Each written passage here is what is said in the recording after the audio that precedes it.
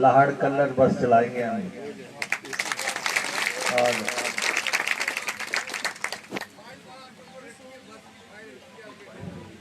ठीक है जी, ठीक है जनाब।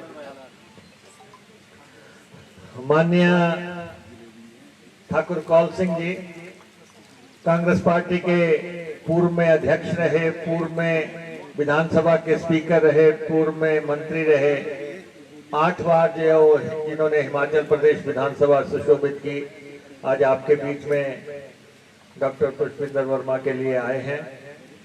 आपका यहाँ पे हम स्वागत करते हैं। मेरे साथी और सहयोगी मंत्रिमंडल में हमारे सम्माननीय नेता श्री वीरभद्र सिंह जी के पुत्र और हमारे शिमला ग्रामीण से जो एमएलए हैं, लोक निर्माण मंत्री हैं सरकार में, आज वो आपके बीच में वोट के लिए आए हैं। उन्होंने अपनी बात रखी है और सड़कों का, पुलों का सारा काम इनके पास है और बहुत मेहनत मशक्कत से ये जो है प्रदेश की सड़कें और जाल बिछाने में लगे हुए हैं। और कर्नल लखवाल जी कांग्रेस पार्टी के नेता हैं और हमारे मेश्वर चौहान जी उपाध्यक्ष हैं पार्टी के, बबलू जी हमारे जनरल सेक्रेटरी हैं, हमारे एडवोकेट रोहित जी। मैं सुन रहा था कुछ लोग कह रहे थे कि जी एडवोकेट रोहित जो है वो तो डॉक्टर के लिए वोट नहीं मांग रहे हैं। आपके सामने खुले दिल से कह रहे हैं, वोट भी मांग रहे हैं और ये कह रहे हैं कि डॉक्टर भगवान होता है। इससे ऊपर कैसी वोट मांगे। हमारे प्रदेश की बार के जो है उपाध्यक्ष हैं और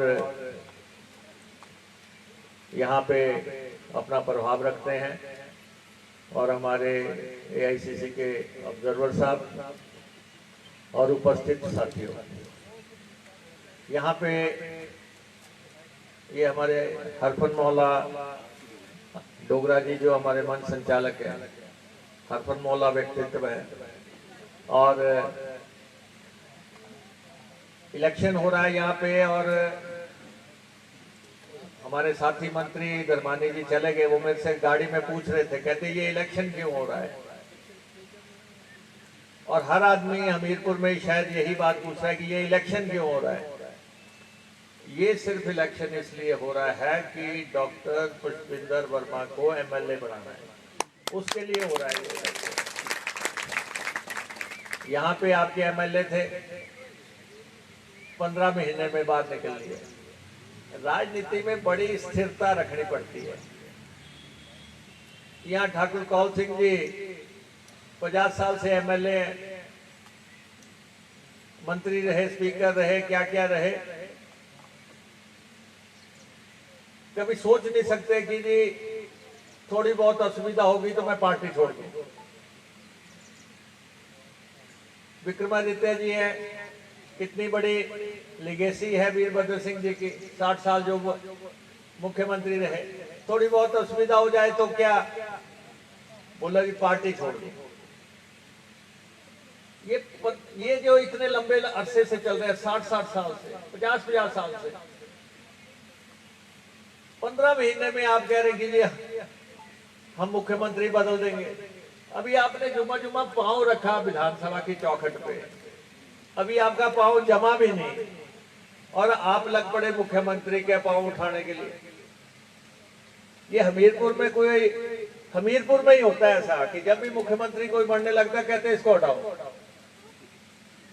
धूमल साहब यहाँ के मुख्यमंत्री थे,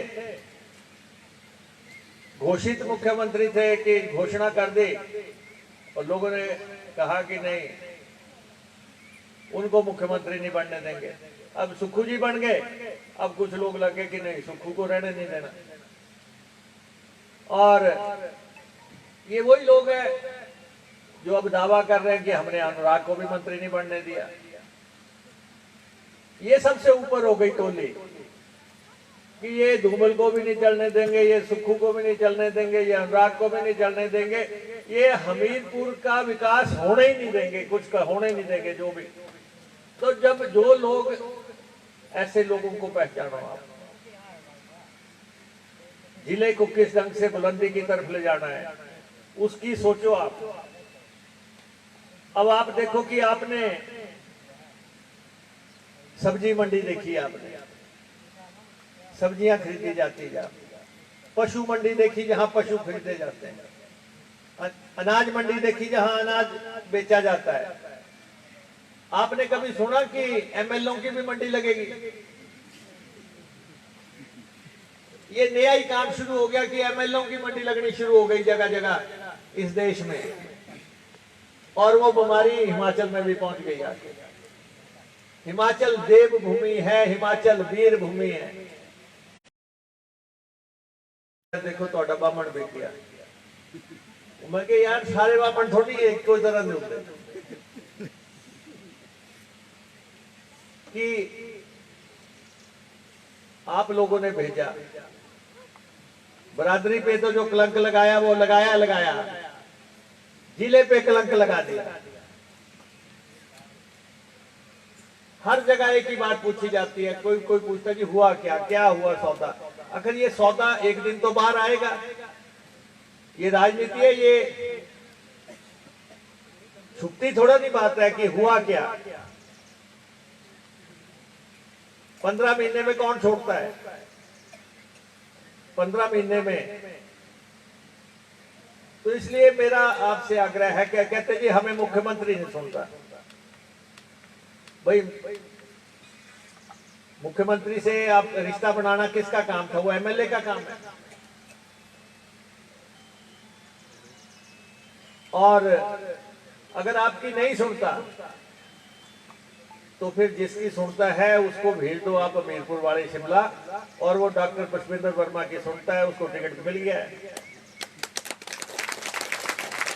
और डॉक्टर भी आप देखो, डॉक्टर भी 20 साल से लगा हुआ है, 2000 मेडिकल के कैंप लगा चुके हैं, पता नहीं कितने ब्लड डोनेशन के कैंप लगा चुके हैं, पता नहीं कितने लोगों का इलाज कर चुके हैं।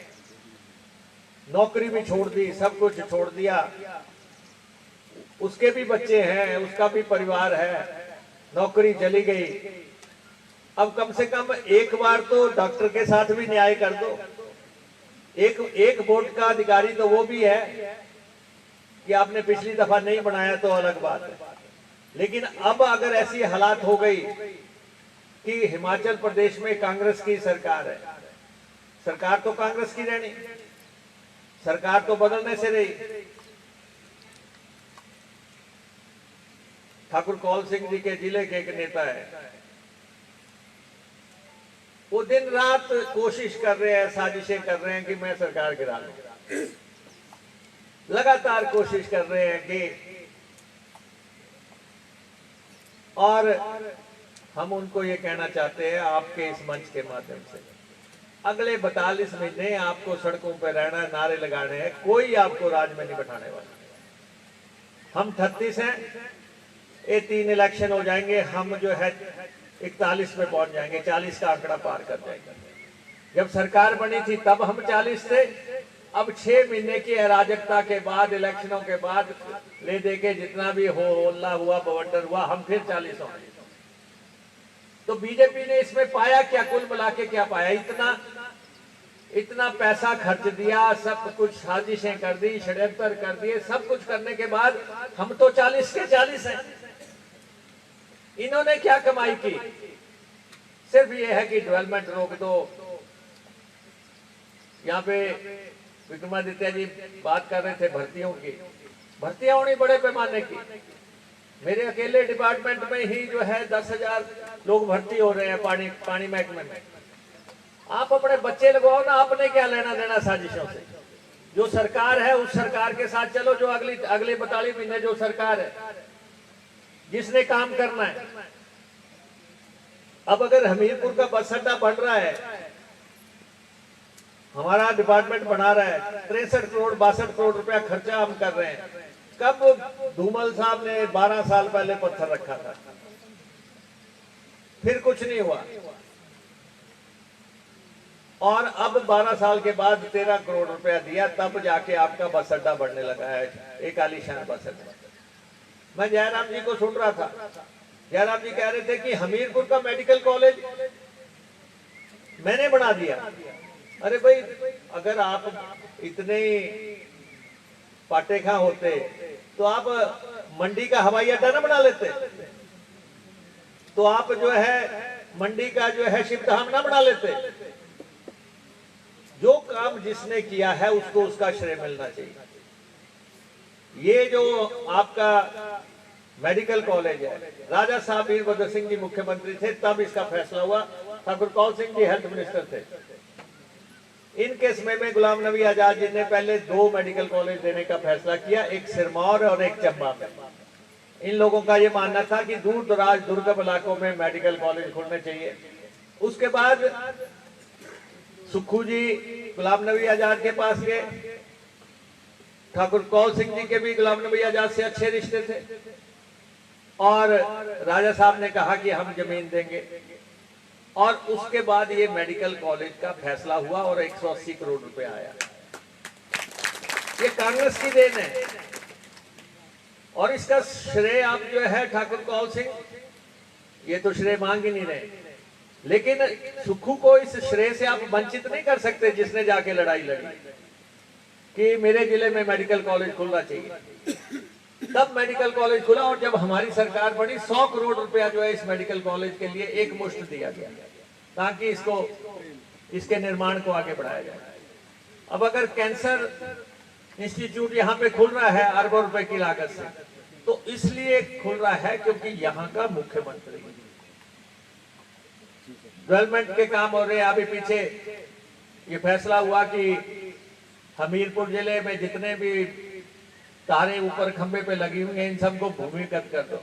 ये हर जगह थोड़ी हो जाएंगी भूमिगत, ये इसलिए होंगी क्योंकि यहाँ का मुख्यमंत्री है, तो जो है खंबे हटाओ, ऊपर से तारे हटाओ और जमीन में डालो, तब ये जो है फैसले हो रहे। तो इसलिए मैं आपसे ये कहना चाहता हूं कि सरकार कांग्रेस पार्टी की, मुख्यमंत्री हमीरपुर का, और एमएलए कौन सा चाहिए? कांग्रेस पार्टी का। आप तैयार हैं कि नहीं? सारे कर दो एक बार गरीब आदमी का भी भला, कुछ तो रहम करो उसके ऊपर भी।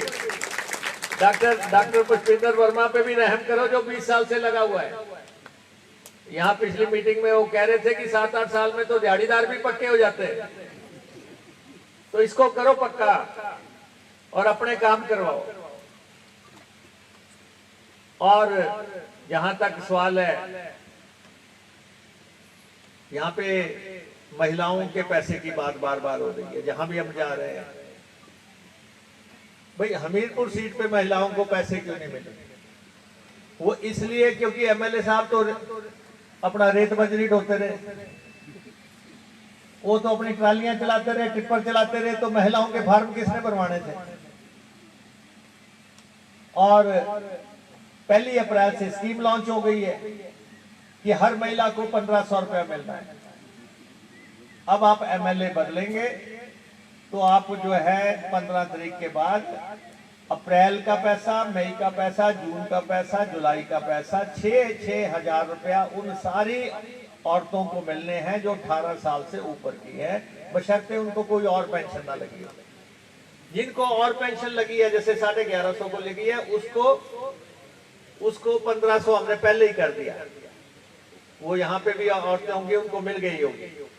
लेकिन जिनको कोई पेंशन नहीं लगी है, उनको जो है 18 साल से ऊपर के होने चाहिए, जितनी मर्जी उम्र हो, उसको जो है 1500 मिलने। तो आपको 6-6 हजार रुपया जो है इसी महीने मिल जाने, आपके इलेक्शन के खत्म होते ही आपके खाते में पैसे पड़ जाने, क्योंकि बीजेपी वाले इलेक्शन कमीशन के पास चले गए थे।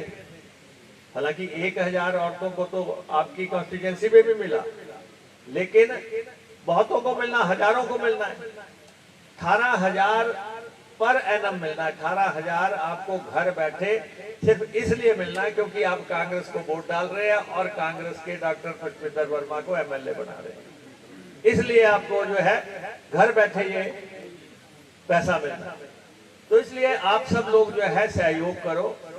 कर्मचारियों को पेंशन किसी ने भी नहीं देनी थी, ये हमारी सरकार है जिन्होंने कर्मचारियों को पेंशन दे दी। और नहीं तो अटल बिहारी वाजपेयी ने बंद की थी 2003 में, उस पेंशन को हमने आके 2023 में बहाल किया। और आज कर्मचारी एक कर्मचारी 40-40 हजार 50-50 हजार पेंशन लेने लगा, जो भी रिटायर हो रहा है। तो दो बड़े फैसले, कर्मचारी को पेंशन देना, महिलाओं को 1500 रुपए देना। ये कोई आसान काम नहीं था, लेकिन हमने किया। और अब क्या 3-4 दिन की बात है, मेरा आप सबसे आग्रह है, आप लोगों ने पिछली दफा डॉक्टर से न्याय नहीं किया। जितनी वोट आप यहाँ बता रहे थे, जितनी वोट आपने जो है गुड्डू को और डॉक्टर को डाली, उतनी आपने अकेले ऐसे व्यक्ति को डाली जिन्होंने अपना सब कुछ जो है शिमला में जाके गिरवी रख दिया। हमीरपुर को जो लगा हुआ कलंक है, ये मिटाने का टाइम आ गया। ये तो इतिहास में लिखा जाएगा कि आपने कोई एमएलए बनाया था और वो एमएलए जो है 15 महीने में अपना सारा साजो सामान बेच के जो है अब दोबारा आ गया आपके बीच में। एक बार बोली लग गई, अब दूसरी बार क्या होगा? 15 महीने के बाद फिर आ जाओगे टोकरी खाली करके। तो इसलिए आप जो है डॉक्टर पुष्पिंदर वर्मा को वोट डाल